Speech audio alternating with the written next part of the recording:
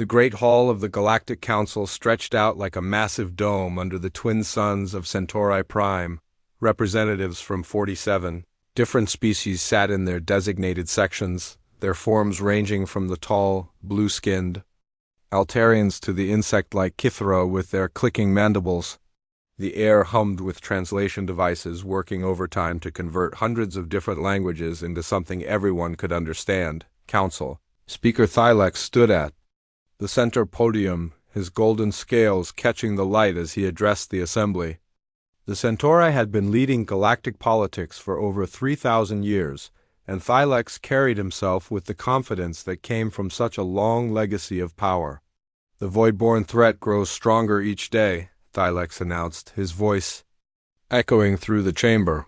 "They have consumed 12 star systems in the past 6 months. Our defensive fleets are stretched thin across the Outer Rim territories." Murmurs of concern rippled through the assembly. The Voidborn were unlike any enemy the galaxy had ever faced. They didn't conquer worlds or enslave populations. They simply consumed everything, turning entire planets into lifeless husks before moving on to the next system. No one knew where they came from or what they wanted, only that they left nothing but death in their wake. General Vex of the Drakmori War cast slammed his massive fist on his speaking platform. The reptilian warrior's red eyes blazed with frustration. "We need more ships, more weapons, more soldiers. The outer colonies are falling faster than we can evacuate them." "The Galactic Defense Force is already operating at maximum capacity," replied Admiral Zenth of the Crystalline Voidwalkers. Her translucent form shimmered as she spoke. "We cannot conjure fleets from empty space." An elderly Altarian named Counselor Renth raised one of his forearms to speak. His voice carried the weight of his many years. "Perhaps we should consider the old stories. The ancient records speak of allies who once helped smaller civilizations in times of great need." Thylex's expression darkened. "You cannot be serious, Counselor. Those are children's tales." "The archives of my people date back 15,000 years, Renth continued, ignoring the speaker's dismissive tone. "They mention a species called humans, warriors who fought alongside the oppressed and defended those who could not defend themselves." Laughter began to spread through the assembly. The Drakmori general's deep chuckles mixed with the high-pitched chittering of the Kithra representatives. Even some of the more serious species couldn't hide their amusement. "Ghost stories, General," Vex rumbled. "Legends to make frightened children sleep better at night. Even if these humans ever existed, they vanished long ago." Counselor Renth's blue skin flushed darker with anger. "The records are clear. They came from a small yellow star in the outer spiral arm. They called their world Earth. When the hegemony tried to enslave the Altarian colonies, the humans came and drove them back." 15,000 years ago, Thylex pointed out. "Even if your precious humans were real, they are surely extinct. By now, no species survives that long without joining the galactic community." The debate continued for hours, with various representatives either supporting or dismissing the old stories. Some species had similar legends in their archives, tales of mysterious warriors who appeared when needed most. Others insisted that such stories were merely propaganda or wishful thinking from ancient times. As the day wore on, the discussion began to fade. The practical concerns of fleet movements and resource allocation took priority over mythological debates. The Voidborn threat was real and immediate. While the humans remained nothing more than convenient fiction, that was when the communication alert began to sound. A junior technician from the Kithra Communications Guild scuttled up to Thylex's podium, her antennae twitching with excitement. "Speaker, we are receiving a transmission from the Outer Rim. The signal is very strong, but the origin point is ... unusual." Thylex frowned. "Unusual how?" "The transmission appears to be coming from a system that our charts list as uninhabited. Grid reference Sol 3 outer spiral arm." Counselor Renth straightened in his seat. "Sol, that is the name mentioned in the archives, the human home system." More laughter echoed through the chamber, but Thylex raised his hand for silence. "Put the transmission through. Let us see what manner of joke this is." The main display screen flickered to life, showing static for several moments before the image cleared. A figure appeared on the screen, and the laughter in the council chamber died instantly. The being was bipedal, with pale skin and dark hair. Its features were symmetrical in a way that seemed almost artificial, but there was an intelligence in its eyes that could not be faked. When it spoke, its voice was calm and measured. "This is Ambassador Lee Tiemann of the United Earth Federation. We have been monitoring your communications regarding the entity you call the Voidborn. We wish to offer our assistance." The council chamber erupted in chaos. Representatives shouted questions and accusations while others demanded proof that the transmission was genuine. Security officers moved to defensive positions. Unsure whether they were witnessing first contact or an elaborate hoax, Thylex struggled to restore order, his voice barely audible over the commotion. "This is clearly some kind of deception. There are no humans. There is no Earth Federation?" Lee Tiemann waited patiently for the noise to subside before speaking again. "We understand your skepticism. We have remained hidden for good reasons. But the Voidborn represent a threat to all sentient life in this galaxy. We cannot stand by and watch civilizations fall." General Vex leaned forward, his predatory instincts engaged. "If you are real, prove it. Show us your fleets, your weapons, your technology." "Our fleets are already en route to your position," Lee Tiemann replied. "They will arrive in 72 hours. We suggest you use that time to prepare detailed intelligence reports on Voidborn capabilities and movements." The transmission ended abruptly, leaving the council chamber in stunned silence. Thylex was the first to recover. "This is obviously a hoax of some kind. Perhaps the Voidborn are trying to deceive us to make us lower our guard." But even as he spoke, long-range sensors began to detect something approaching from the direction of the Sol system. The energy signatures were massive and completely unknown. Unlike anything in the galactic database, Counselor Renth stood slowly, his ancient voice carrying clearly through the chamber. "Perhaps our myths are about to become reality." Outside the council chamber, technicians worked frantically to analyze the incoming sensor data. The readings made no sense according to established physics, but they were undeniably real. Something was coming from the outer spiral arm, something powerful enough to cross interstellar distances in a matter of days rather than weeks. As night fell over Centauri Prime, the council members dispersed to their quarters, but few would sleep well. Tomorrow might bring answers to questions they had never thought to ask, or it might bring an enemy more dangerous than the Voidborn themselves. In the depths of space, invisible to the most advanced sensors, human ships moved through the void with deadly purpose. The myths were about to meet reality, and the galaxy would never be the same. The alarm klaxons screamed across Centauri Prime as massive energy signatures dropped out of hyperspace at the edge of the system. Admiral Korvik of the Galactic Defense Force stood on the bridge of his flagship, watching the sensor displays. With growing disbelief, "How many ships?" he asked his sensor operator, a nervous young Altarian whose blue skin had gone pale with shock. "I count ... to 7 distinct signatures, Admiral. But they're unlike anything in our database. The energy patterns are completely foreign." Korvik studied the tactical display. The unknown fleet had positioned itself at the system's outer marker, making no aggressive moves but clearly demonstrating their presence. Each ship radiated power levels that made his own dreadnought seem like a pleasure craft by comparison. "Sir," his communications officer called out, "the Galactic Council is demanding an immediate report. Speaker Thylex wants to know if we're under attack." "Tell them we're attempting to establish communication," Korvik replied, though he wasn't sure these newcomers would want to talk.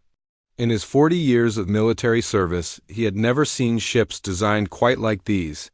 They were angular and brutal, with none of the flowing curves favored by most galactic civilizations. Everything about them suggested they were built for one purpose. War Dock Captain Kim Woodgen stood on the bridge of the UES Indomitable, watching the tactical displays show the disposition of the Galactic Defense Force. The alien ships were impressive in their own way, but they lacked the focused lethality that human engineers had perfected over centuries of warfare. "They're trying to hail us, Captain," reported Chief Communications Officer Choi Mina from her station. "Multiple frequencies, standard galactic protocols," Kim nodded. "Put me through to their fleet commander. It's time to introduce ourselves properly." The main screen on Admiral Korvek's bridge flickered to life, showing the image of a human male in a dark military uniform. The being's features were sharp and intelligent, with brown eyes that seemed to take in everything at once. When he spoke, his voice carried an authority that made even veteran officers pay attention. "This is Captain Kim Woojin of the United Earth Federation vessel Indomitable. I request immediate communication with the Galactic Council leadership." Korvek found his voice after a moment of stunned silence.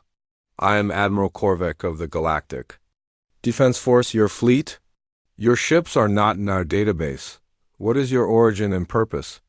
"Our origin is Earth, Admiral. Our purpose is to assist in your fight against the Voidborn." Kim's expression remained neutral, but there was something in his eyes that suggested he was measuring every word carefully. "We have been monitoring your communications for some time. The situation is more serious than your leaders realize." Before Korvek could respond, another voice cut into the communication channel. "This is Speaker Thylex of the Galactic Council. I demand to know who you are and by what authority you enter Centauri space." The image on the screen shifted to show a different human, this one older with silver hair and the bearing of someone accustomed to command. When he spoke, his voice carried the weight of absolute authority.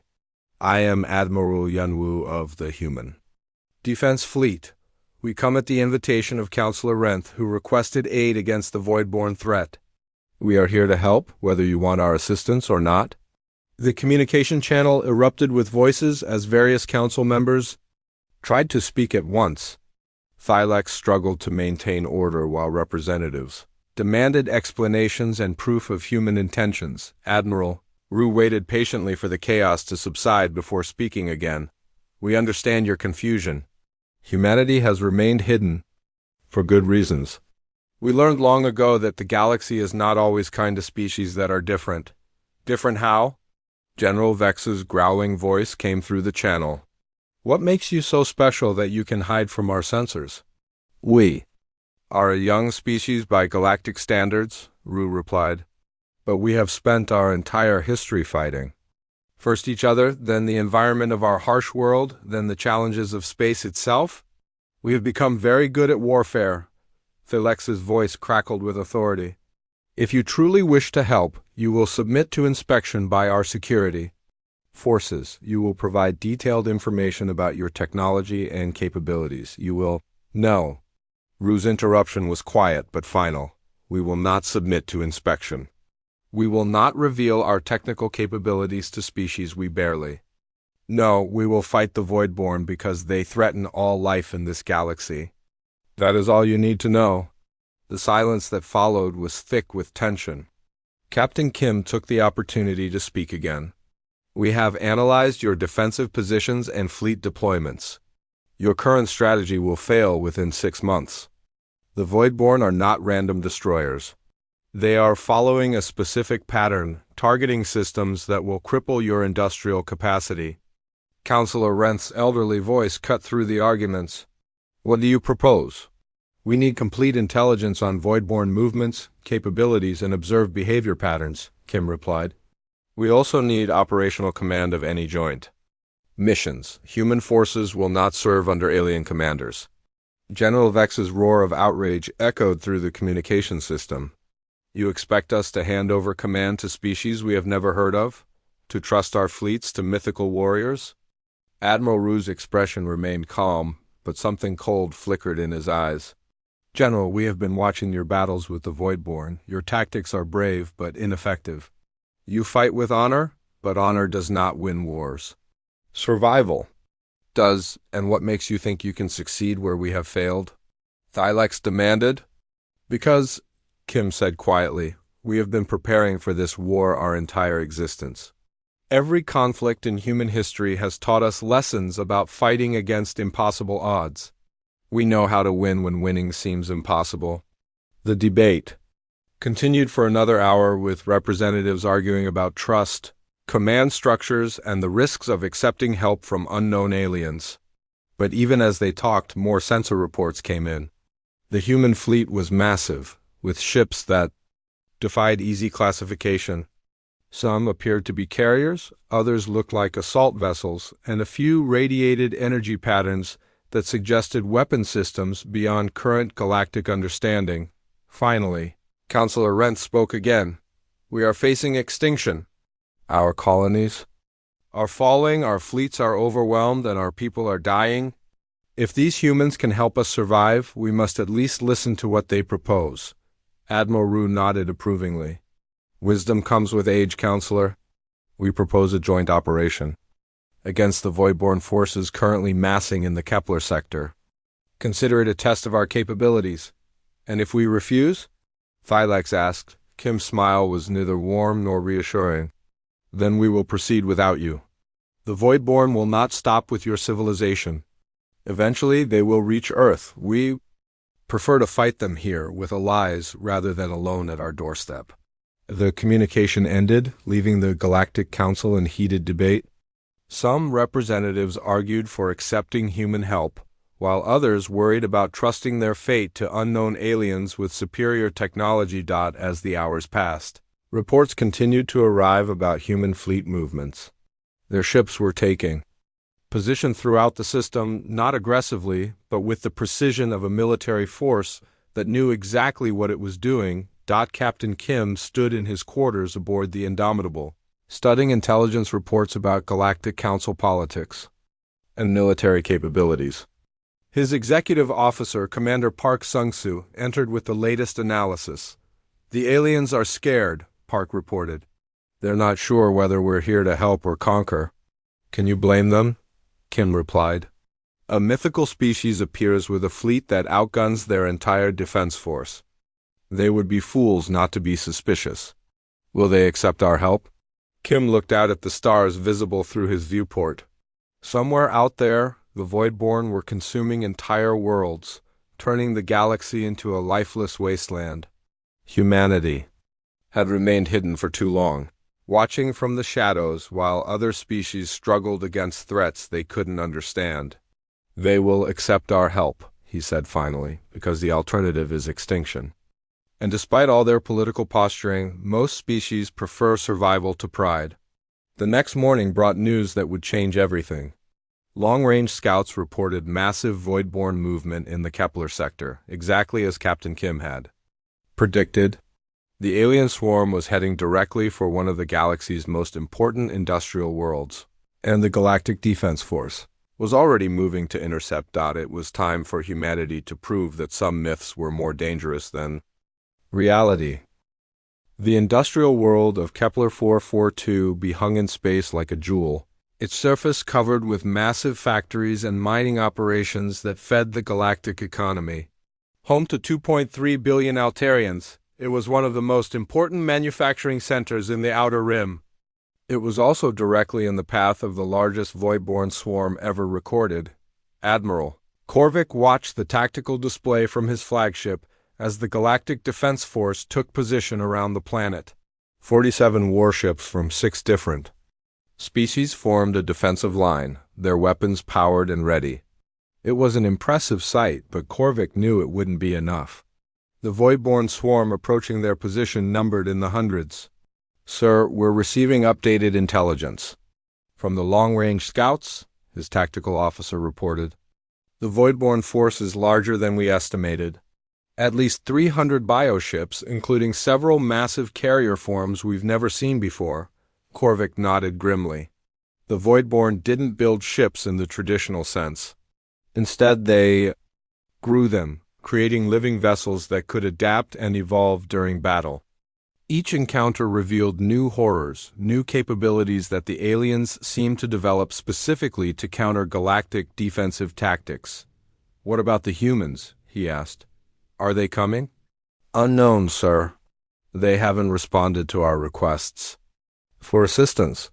Light years away, Commander Song Jiho stood in the Combat Information Center of the human strike cruiser Vengeance, studying the same tactical situation.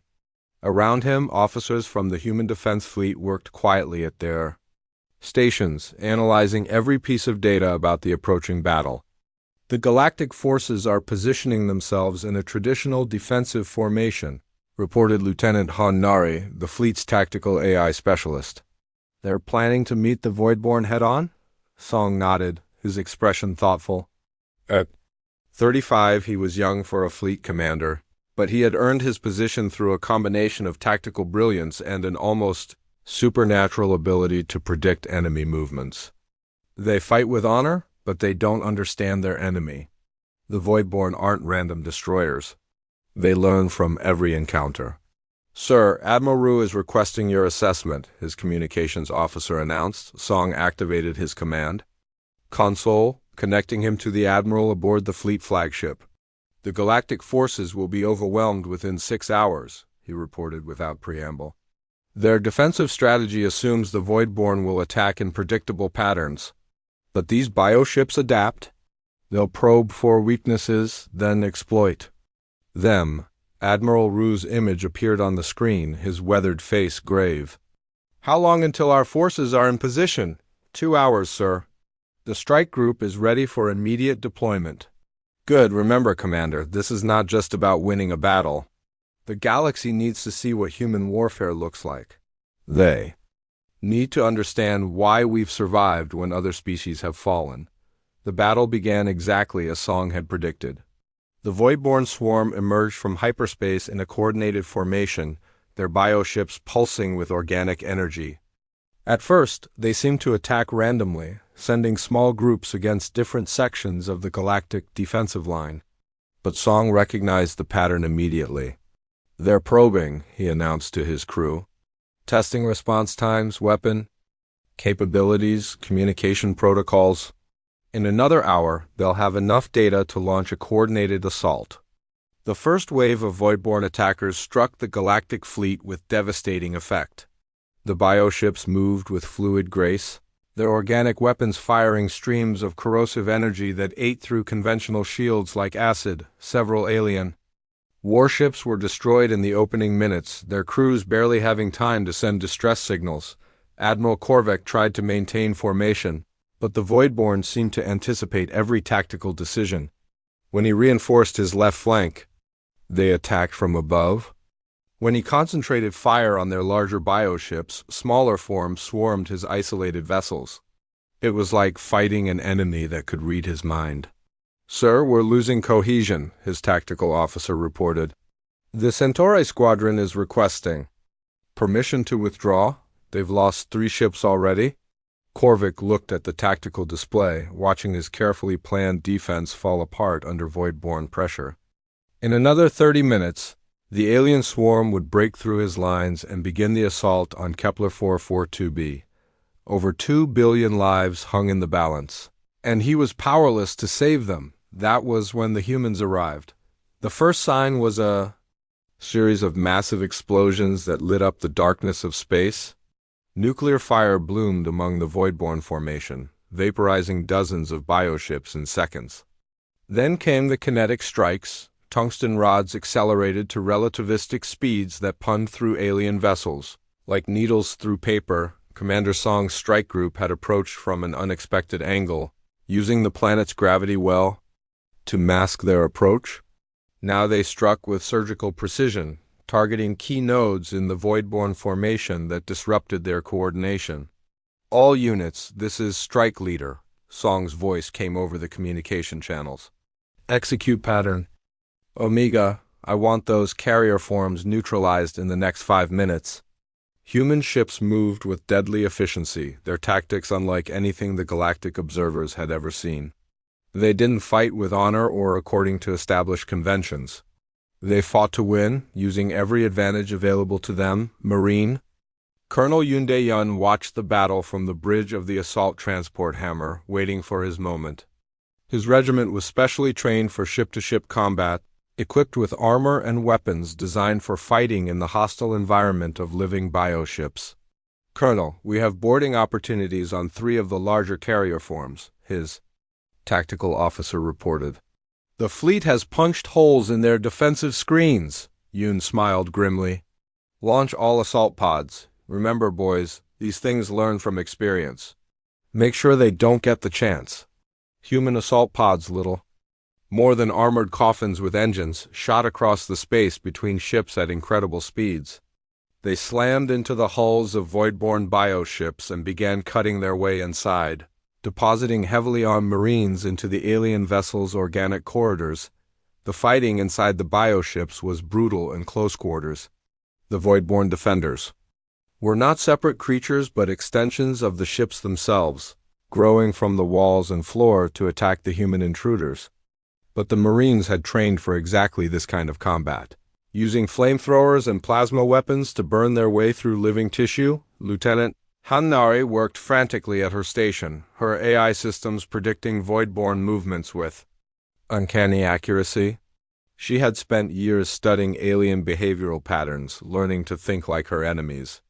Now that knowledge was paying dividends. "Strike Leader, I have movement predictions on the remaining carrier forms," she reported. "They're trying to withdraw to reorganize." "Negative," Song replied immediately. "We don't give them time to adapt. All units pursue and engage. I want every bioship in this system destroyed." The human fleet moved like a pack of wolves, coordinating their attacks with devastating precision. Ships that had been separated from the main void-borne formation were hunted down and eliminated. Bioships that tried to flee found themselves trapped by human vessels that had anticipated their escape routes. Admiral Korvik watched the slaughter with a mixture of awe and horror. The humans didn't just fight the void-borne. They systematically exterminated them. There was no mercy, no attempt to capture prisoners or salvage alien technology. Every bioship was destroyed completely, burned to ash by nuclear fire or torn apart by kinetic weapons. "Sir," his communications officer called out, "the human commander is requesting permission to pursue fleeing void-borne units into the next system." Korvik looked at his tactical display. The battle was over. In less than 3 hours, the humans had destroyed an alien force that should have overwhelmed the galactic fleet. Not a single bioship remained intact, and the threat to Kepler 442b had been eliminated completely. "Granted," he said quietly. Tell them they have our gratitude." As human ships disappeared into hyperspace, pursuing the scattered remnants of the void-borne swarm, the galactic fleet was left to contemplate what they had witnessed. The mythical humans were real, and they were everything the ancient legends had claimed and more. They were warriors born for war. And they had just shown the galaxy what that meant. On the surface of Kepler 442b, 2.3 billion Altarians looked up at the stars with new hope. The ancient protectors had returned, and the darkness that threatened to consume their world had been driven back. But in the depths of space, Commander Song was already planning the next battle. The Voidborn would adapt to human tactics eventually, but until then, humanity would press their advantage. The galaxy's survival depended on it, and humans had never been ones to back down from impossible odds. The war was far from over, but for the first time in months, victory seemed possible. The victory celebration on Centauri Prime lasted 3 days, with representatives from across the galaxy praising humanity's intervention at Kepler 442b. But in the private chambers of the Galactic Council, the mood was far more complicated. Speaker Thylex paced behind his desk, his golden scales reflecting the soft light from the planet's twin suns. Across from him sat General Vex of the Drakmori, his massive frame tense with barely controlled aggression. Between them, Councillor Renth reviewed intelligence reports with the careful attention that came from centuries of political experience. "The humans destroyed the entire Voidborn force in under 3 hours, Thylex said, his voice tight with concern. 3 hours, Vex. Your best estimate said it would take days to clear that system, assuming we could win at all." The Drakomori General's red eyes blazed with frustration. "They fight without honor. No attempt to capture prisoners, no mercy for defeated enemies. They simply ... eliminate everything." "Perhaps that is what winning requires," Renth observed quietly. "We have been fighting the Voidborn for 2 years with little success. The humans arrive and achieve total victory in their first engagement. Maybe we need to learn from their methods." Thylax stopped pacing. That is exactly what worries me, old friend. What happens when this war is over? What do we do with allies who are more dangerous than our enemies? The debate had been raging across the galaxy for weeks. Some species hailed humanity as saviors, grateful for their intervention against the void-born threat. Others questioned whether they had simply traded one enemy for another, whether the mysterious humans might prove to be conquerors rather than protectors. In the human diplomatic section of the council complex, Ambassador Bei Sung-Soo reviewed similar concerns from the opposite perspective. A former soldier turned diplomat, he understood both the military necessity of human tactics and the political complications they created. "They're afraid of us," he said to his aide, a young intelligence officer named Lee Min-yuk. "The battle at Kepler showed them our capabilities, but it also showed them how different we are from them." Lee nodded, studying the diplomatic cables that had been flowing in from across the galaxy. "The Altarians are grateful, but even they're asking questions about our long-term intentions. The Drakmori are openly hostile, and the Centauri are trying to form some kind of coalition to limit our influence." Bei sighed, rubbing his temples. "Can you blame them? We appear out of nowhere with superior technology and military doctrine, claim to be fighting for galactic freedom, then demonstrate that we can destroy their enemies more effectively than they ever could. From their perspective, we might be the next threat." The conversation was interrupted by an urgent communication from Director Yeji of Human Intelligence Services. Her image appeared on the secure communication screen, her expression grave. "Ambassador, we have a problem. Our deep reconnaissance missions have uncovered new intelligence about the Voidborn. They're not just invaders." Bei leaned forward. "What do you mean?" "They're refugees," I replied. "Our analysis of captured bioship fragments shows signs of extreme modification, almost like they're running from something. We think there's a bigger threat behind them, something that drove them into our galaxy." The implications hit Bei immediately. "How long until this new threat arrives?" "Unknown. But the Voidborn behavior patterns suggest they're trying to build up forces for a last stand. They're not just consuming worlds for resources, they're preparing for war."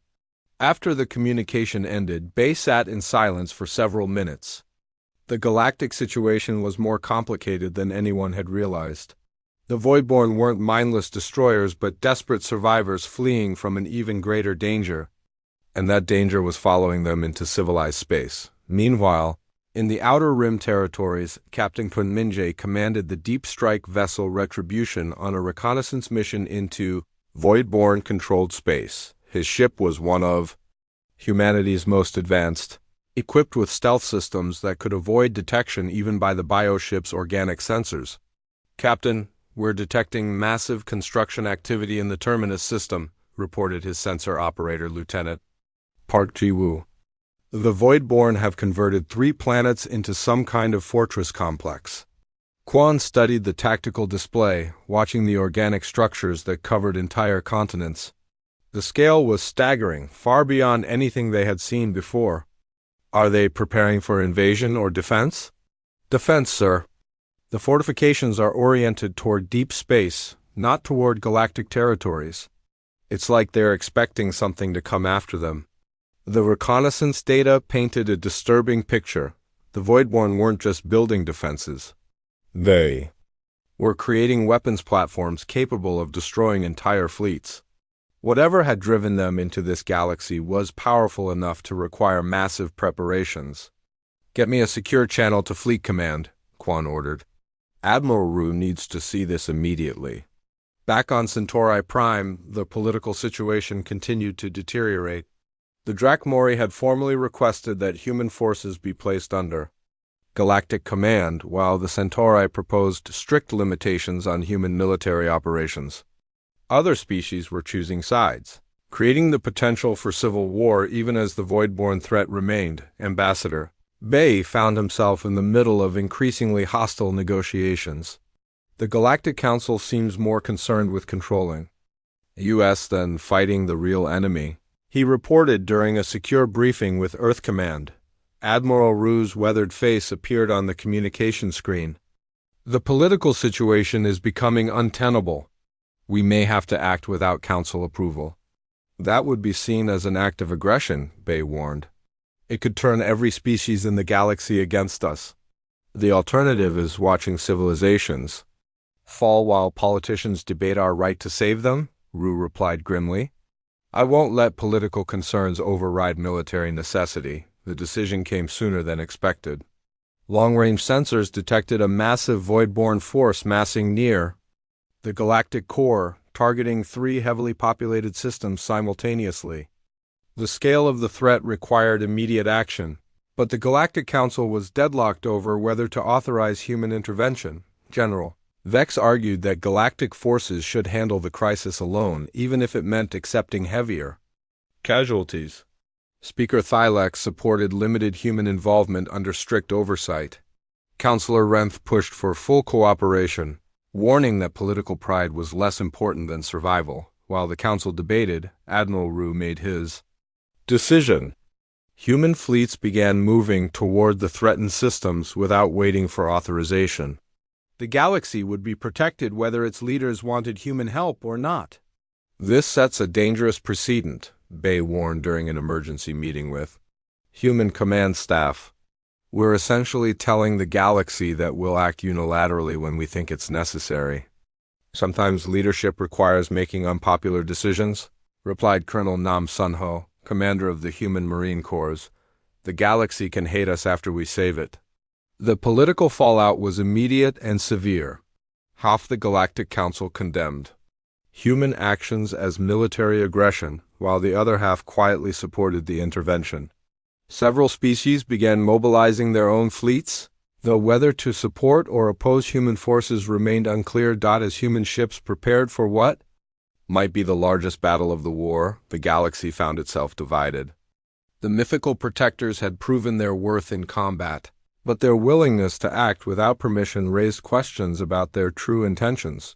Director Yeji's intelligence network worked overtime to monitor galactic political developments while tracking void-borne movements. Her latest reports painted a picture of a galaxy on the edge of chaos, where the threat of alien invasion was matched by the possibility of civil war.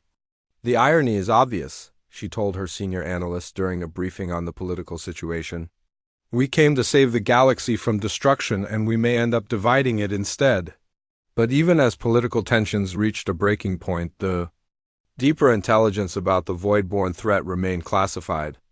Only a few human leaders knew that the current war was likely just the beginning, that something even more dangerous was following the bioships into civilized space. Captain Quan's reconnaissance missions continued to reveal the scope of voidborne preparations. The fortress systems were growing larger and more complex, suggesting that the refugees were expecting their pursuers to arrive soon. Whatever they're running from, he reported to Admiral Rue, it's big enough to scare a species. That can consume entire star systems. We may need to reconsider our long-term strategy. As human fleets moved toward their next battle, the galaxy watched with a mixture of hope and fear.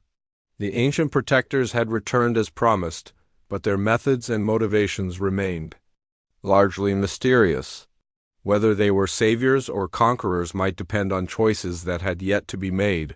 The war against the Voidborn was entering a new phase, one that would test not just human military capabilities but their ability to lead. A divided galaxy against an enemy that might be only the first of many threats to come. The command center aboard the human flagship Defiant hummed with quiet efficiency as Fleet Admiral O. Sungmin studied the tactical displays showing the largest military operation in galactic history. Over 800 ships from 43 different species had assembled for the final assault on the Voidborn stronghold, but everyone knew that the human fleet would bear the heaviest burden. Status report, O requested, his calm voice carrying easily through the bridge despite the activity around him. All human battle groups are in position, reported his tactical coordinator, Commander Lee Kyung-woo. The Galactic Coalition fleets are maintaining formation, though some commanders are still questioning our battle plan. Ko nodded. The political situation remained tense, with many species participating reluctantly in what they saw as a human-led operation. But Director Imyoji's intelligence had been clear. The Voidborn were preparing for something massive, and waiting any longer would give them time to complete whatever defensive preparations they were making. What about Chief Engineer Zhang's project? Oh asked quietly. Li's expression became carefully neutral. The weapon system is ready for deployment, sir. But the ethical concerns raised by the Galactic Council are noted and overruled, Oh interrupted. The Voidborn have shown no mercy to the worlds they've consumed. We will use every tool available to ensure this threat is eliminated permanently. Across the fleet, Chief Engineer Zhang Yunbi made final preparations for humanity's most controversial weapon. The Genesis device, as it had been coded, was designed to turn the Voidborn's own biology against them. Years of studying captured bioship fragments had revealed a fundamental weakness in their organic technology, one that could be exploited to devastating effect. The delivery system is ready, she reported to Admiral O over secure channels. But sir, once we deploy this, there's no going back. Every Voidborn organism in the target system will be affected. I understand the implications, Chief Engineer. How long until we reach the optimal deployment point? 6 hours, assuming we can break through their outer defenses. Those outer defenses were formidable. The Voidborn had converted an entire star system into a fortress with massive bioconstructs orbiting every planet and asteroid. Long-range sensors showed energy readings that dwarfed anything previously encountered, suggesting weapons capable of destroying entire fleets. Marine General Nam Sunho reviewed the assault plans one final time as his transport ships moved into position. His Marines would be responsible for securing key installations once the main battle began, fighting their way through environments that would kill most other species. Remember, he addressed his battalion commanders over the tactical network, these things learn from every encounter. They've had months to study our tactics and develop countermeasures. Expect them to be ready for us? The assault began with a coordinated bombardment from the entire combined fleet. Nuclear warheads, plasma torpedoes, and kinetic projectiles lit up the darkness of space as they struck Voidborn defensive positions. For a moment, it seemed like the attack might succeed through sheer overwhelming force. Then the bioships began. To adapt, Captain Kim Woojin watched from the bridge of the Indomitable as Voidborn organisms literally evolved in real time, developing new defensive capabilities to counter specific weapons. Ships that had been vulnerable to plasma fire suddenly sprouted organic shields that absorbed the energy. Bioconstructs that couldn't withstand kinetic bombardment began growing reactive armor. They're learning faster than we anticipated, he reported to Admiral O. Conventional weapons are becoming less effective by the minute. Then we don't give them time to fully adapt, O replied. All units, advance to close range. Execute pattern Alpha. The human fleet surged forward, abandoning the careful formations favored by galactic military doctrine. Ships accelerated to dangerous speeds, using their superior maneuverability to avoid the worst of the Voidborn. Defensive fire while closing to point-blank range. The battle became a chaotic melee as human vessels engaged bioships in brutal close quarters combat. Ships rammed each other at relativistic speeds, creating explosions that could be seen from neighboring star systems. Marines boarded enemy vessels through hull breaches created by their own ships' weapons, fighting hand-to-hand in corridors that pulsed with alien life. General Nam's forces found themselves facing Voidborn defenders that had been specifically designed to counter human tactics. The bioships had grown new forms of warrior organisms, creatures that could match human soldiers in strength and aggression, while possessing natural weapons that could penetrate advanced armor. Sir, we're taking heavy casualties, reported Colonel Yundayan from the surface of a Voidborn fortress world. These new defenders are unlike anything we've encountered. They seem to know our weaknesses. Nam studied the tactical reports flowing in from across the battle zone. Human forces were still advancing, but the cost was higher than anyone had anticipated. The Voidborn had used their time wisely, creating defenses specifically tailored to counter human military doctrine. All units implement Omega Protocol, he ordered. We end this now, regardless of cost. Omega Protocol was humanity's most desperate strategy, one that involved accepting massive casualties to achieve strategic objectives.